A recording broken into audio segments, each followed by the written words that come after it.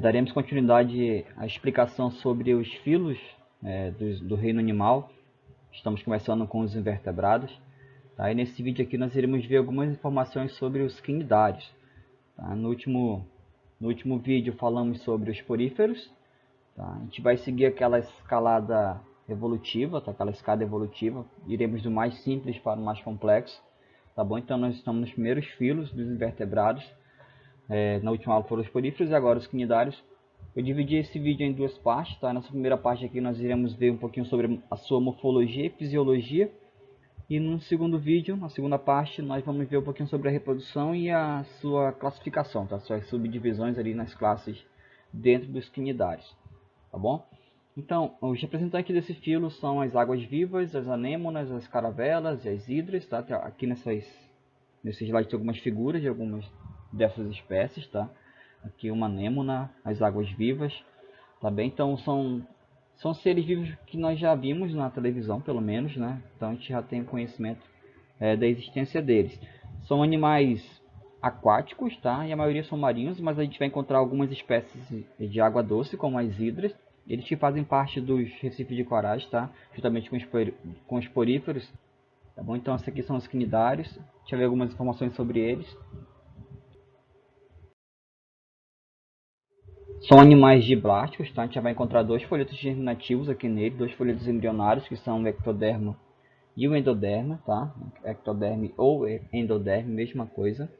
Eles possuem assimetria radial, tá? O que isso quer dizer? Aqui temos uma figura de um quinidário, tá? Parece um quinidário aqui, uma mistura de pólipo, tá? Eles, uma simetria radial, ela funciona dessa forma em que há vários cortes no corpo do indivíduo, cortes imaginários, tá, gente? Em que essas fatias elas vão possuir a mesma característica, tá? As mesmas estruturas. O que isso permite para o animal, né? Isso permite ele vai, principalmente para os animais de formas sésseis, que não se locomovem, tá? Eles vão capturar o seu alimento com mais eficiência, tá? Porque eles vão ter as suas mesmas estruturas de qualquer lado que vier o alimento. Somente os animais sésseis, que têm dificuldade para se locomover. Tá bom? Então a simetria radial é muito importante nesse sentido, tá? Para maximizar aqui a captura de alimentos por esses indivíduos. A gente vai falar um pouquinho mais sobre essas duas características aqui dos quinidários, tá? São os dois grupos que existem, das medusas e dos pólipos. Mas aqui só para adiantar de algumas informações, essa parte externa aqui é a epiderme, tá? Então ela é formada da ectoderme, e essa parte interna aqui ela é derivada da endoderme, tá bom? Então a gente vai ver isso mais detalhes nos slides posteriores. Então a gente vai começar, tá? Existem dois tipos morfológicos desses animais, como eu comentei ainda há pouco. Nós vamos encontrar os grupos dos pólipos e o grupo das medusas. Dos pólipos, os pólipos vão ter essa forma cilíndrica, tá? Uma forma de cubo, vão ser sésseis, tá? Animais sésseis, ou vão apresentar pouca mobilidade. Algumas espécies de pólipos eles vão poder se locomover como está representado aqui nessa figurinha, tá? Como se fosse uma cambalhota. Dá para imaginar aí como que ele faz esse movimento, tá? Nessa figurinha. Então algumas espécies de pólipos, as hidras principalmente, conseguem fazer esse tipo de movimento aí, mas é um movimento que é de curta distância, tá? Ele não consegue fazer isso durante muito tempo, então ele se movimenta uma curta distância aqui. Nesse caso aqui dos pólipos, uma extremidade fica conectada ao substrato, tá? E a outra fica livre. Tá? E nessa parte livre nós vamos encontrar os tentáculos. Tá? Esses tentáculos vão ter várias funções que eu vou explicar mais para frente aí também. Tá? Como que eles funcionam. Aqui temos um exemplo de uma anêmona. Tá? A anêmona tem a sua abertura bocal envolto por tentáculos. E esses tentáculos aqui servem para a captura de alimento, que eu vou explicar mais adiante também com os demais slides. Outro grupo são as medusas ou medusoides, mas a gente fala mais de medusa mesmo. Eles possuem um aspecto mais arredondado, apresentam movimentos causados por jatopropulsão, então eles conseguem acumular água aqui dentro e se contrair, expulsando esse jato d'água e ao mesmo tempo se locomovendo. Tá? Então é só imaginar aí essa jatopropulsão, é assim que as medusas se locomovem. Se você for imaginar, ela parece um pólipo invertido, né? Se você colocar tentáculos aqui da medusa para cima, vai lembrar muito um pólipo, tá? E os tentáculos ficam na periferia, também vão ter a mesma função lá nos pólipos de capturar alimento. E o exemplo mais comum, tá, são as águas-vivas, tá, gente? As águas-vivas aí que compõem o grupo das medusas. Falando agora sobre a morfologia e fisiologia deles mesmo, tá, propriamente dita. Como eu falei lá no comecinho, a parede do corpo dos cnidários ela é formada pela epiderme, tá? Essa epiderme ela vai ser derivada do folheto germinativo ectoderme, e a gastroderme, que é essa parte mais interna aqui, ela vai ser derivada da endoderme, que é um outro folheto germinativo. E entre essas duas camadas, nós vamos encontrar um material gelatinoso chamado de mesogleia. Tá? Essa parte avermelhada aqui representa a mesogleia, tá? Por onde pode acontecer uma distribuição de nutrientes. Tá? As células podem também se locomover, alguns tipos de células podem se locomover nessa região. Tá? E na parte mais interna aqui tem a cavidade digestiva, que eu vou já falar sobre ela também um pouquinho mais. Tá? Então isso aqui é a parte bem básica dos quinidários, tá, gente? Perceba que tanto na medusa quanto no pólipo nós iremos encontrar as mesmas estruturas. Tá? Nós vamos ver aqui nessa extremidade.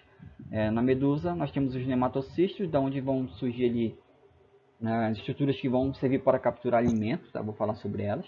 E também teremos os tentáculos nessas estruturas. Mesma coisa acontece aqui nos pólipos.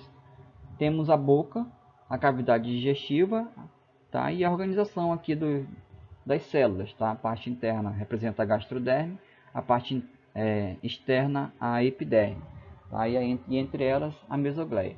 Então eles têm a mesma organização, apesar de serem um pouco diferentes estruturalmente aí do corpo. Tá?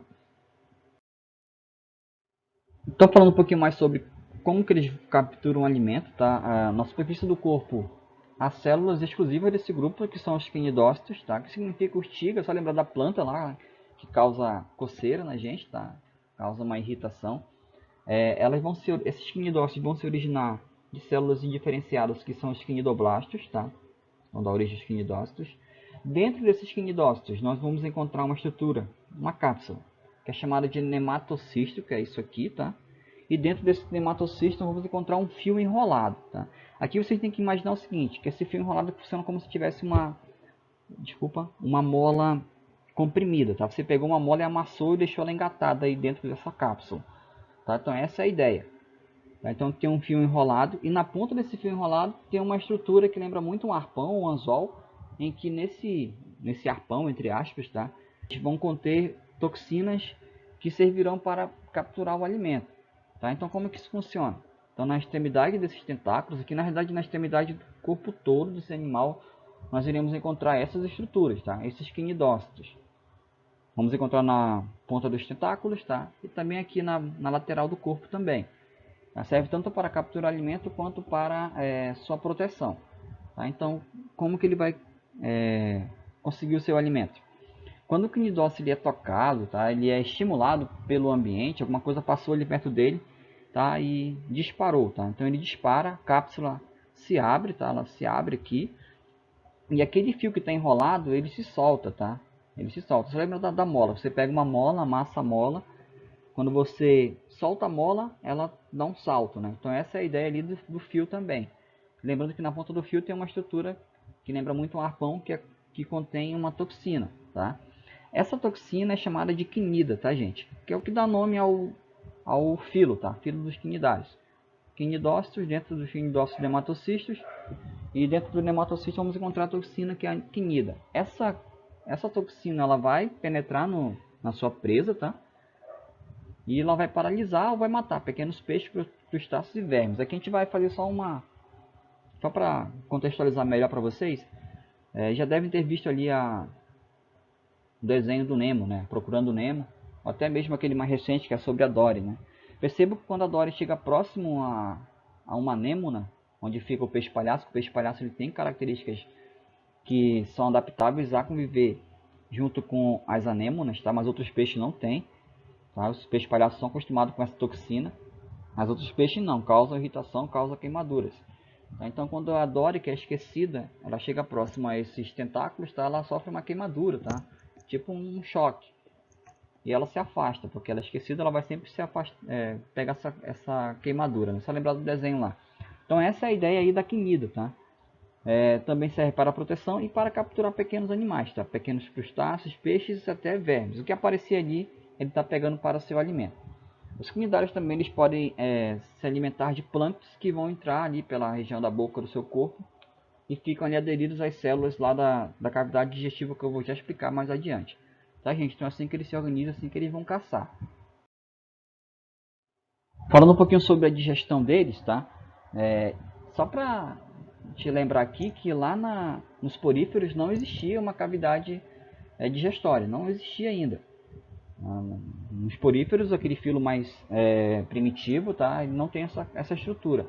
Aqui nos quinidários já é um pouquinho mais avançado, mais evoluído. A gente já vai encontrar assim, uma cavidade digestória que é chamada de cavidade gastrovascular. Antigamente era chamada de celêntero, tá? Talvez vocês encontrem nos livros e em alguns sites essa palavra aqui ainda, tá? Mas hoje é chamada de cavidade gastrovascular.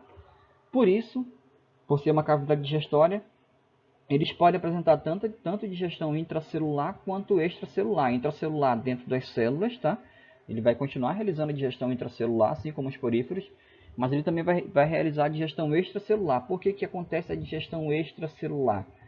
Porque na gastroderme já vão existir células glandulares, tá? Que vão secretar substâncias, que vão secretar enzimas digestivas, que vão ser lançadas em cima do alimento que está aqui na cavidade gastrovascular, tá?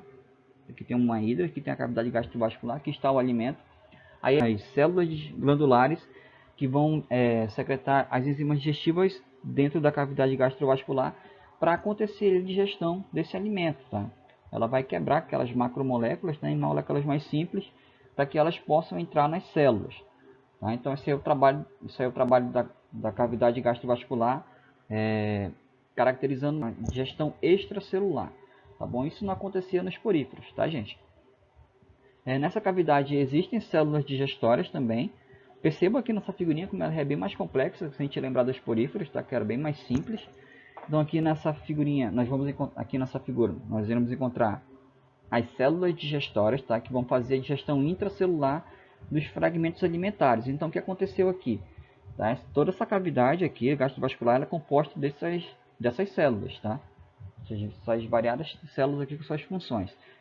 Então as células glandulares liberaram as enzimas, quebrou ali o alimento, tá? Aconteceu a digestão extracelular, as macromoléculas viraram micromoléculas, aí essas micromoléculas elas vão entrar nas células digestórias, tá? E elas vão realizar a digestão intracelular, vão formar os vacúolos digestivos, e ali vai acontecer a digestão ali dessas substâncias, tá? Dessas micropartículas. Tá bem, gente? Então assim que eles funcionam aí. Assim que eles trabalham. Os resíduos alimentares são expulsos pela boca, tá? Por que isso acontece? Nos quinidários não existe ainda uma abertura anal, tá? Só existe uma abertura pela boca que caracteriza um tubo digestório incompleto, tá? Então ele é um tubo digestório incompleto. O alimento entra por aqui, tá? E sai por aqui também as excretas, tá? Aquilo que não foi aproveitado. E esses flagelos que vão fazer esses batimentos, tá? Eles vão se contrair para formar aqui uma corrente de água, tanto para espalhar pelo corpo, pela cavidade gastrovascular do indivíduo, os nutrientes, quanto para expulsar para a boca, tá? Pela boca aqui, as excretas, tá? Então quem faz esse movimento aí da água dentro do corpo do indivíduo são esses flagelos aqui dessas células, lembrando um pouquinho nós poríferos, né? Tá bom, gente? Então isso aqui é assim que eles funcionam, assim que eles realizam a digestão do alimento que eles ingerem. Os quinidários eles não possuem sistema digestório, circulatório e excretor, tá? Eles não possuem esses sistemas ainda formados aí, não evoluíram para isso. A distribuição das substâncias ela é realizada por difusão. O que significa? Célula a célula, tá? Então vai ser passado célula por célula aqui essas substâncias que são gás oxigênio, que é retirado da água, tá? O gás oxigênio vai ser transferido aqui entre as células desse organismo. O sistema circulatório, a distribuição de nutrientes, como é que ele acontece? Primeiramente ele é espalhado pela cavidade gastrovascular por esses flagelos, tá? Eles vão se batendo aqui, vão espalhando esses nutrientes pela cavidade gastrovascular. Aí esses nutrientes entram nas células e aí as células compartilham com as outras células, tá? Que não tem contato com a cavidade gastrovascular. Por exemplo, as células da epiderme aqui, como mostra na figurinha, tá? Essas células aqui estarão em contato com a gastroderme, mas essas aqui não estão. Então o que acontece? Essas substâncias, tá? Esses nutrientes vão ser compartilhados com essas outras células aqui, tá bom? E a excreção acontece lá pela boca, como eu falei para vocês, tá? As células vão excretar dentro da corrente da cavidade gastrovascular, tá? Suas excretas, ele vai ser descartado lá pela boca do indivíduo, tá? A coordenação das atividades do organismo é feita por uma rede de células nervosas chamada de sistema nervoso difuso. Só lembrando que lá nos poríferos não tinham células nervosas, isso não acontecia. Já é uma outra novidade evolutiva nesse filo, tá? Tornando ele mais complexo, tá? Então essa parte amarelada aqui, ela é a mesogleia, tá? E nessa mesogleia nós iremos encontrar essas células nervosas. Tá? Ela não tem uma centralidade, tá? Por isso que ele é chamado de sistema nervoso difuso, não tem uma parte central que coordena ele, não, tipo um cérebro, não existe isso, tá? Então ele é difuso. Ele vai trazer informações do ambiente através dessas células sensoriais que ficam em contato com o ambiente, tá? Então a partir dos estímulos do ambiente, ele manda aqui a informação para essas células nervosas que mandam para as demais células do corpo do indivíduo, tá? Então é assim que eles vão trabalhar. Mais informações sobre essa figurinha aqui. Essa estrutura aqui é chamada de célula intersticial, tá? São células totipotentes que vão poder dar origem a vários outros tipos de células. Quando eu for falar de reprodução, tá, no próximo vídeo, ela vai ser muito importante porque ela dá uma grande capacidade de regeneração desses indivíduos, tá? Por isso que eles podem, se você de repente quebrar um pedaço de uma hidra, como é o exemplo aqui, essa hidra vai dar origem a um outro indivíduo, tá? Devido a essa célula intersticial, que ela pode dar origem a qualquer outro tipo de célula que formam o corpo de um quinidário, tá? Então aqui são as células que compõem a epiderme do indivíduo, tá? A célula sensorial. Aqui temos os quinidócitos, tá? Os quinidócitos, eles estão em toda a parede, a parte externa do animal, tá? Eles estão presentes, não só nos tentáculos, na parte lateral do corpo também, porque eles funcionam, além de capturar alimento, funcionam como proteção do indivíduo, tá? Então essa aqui são um pouquinho da morfologia e da fisiologia dos quinidários. Até a nossa próxima aula, tá? Até a parte 2 sobre esse conteúdo.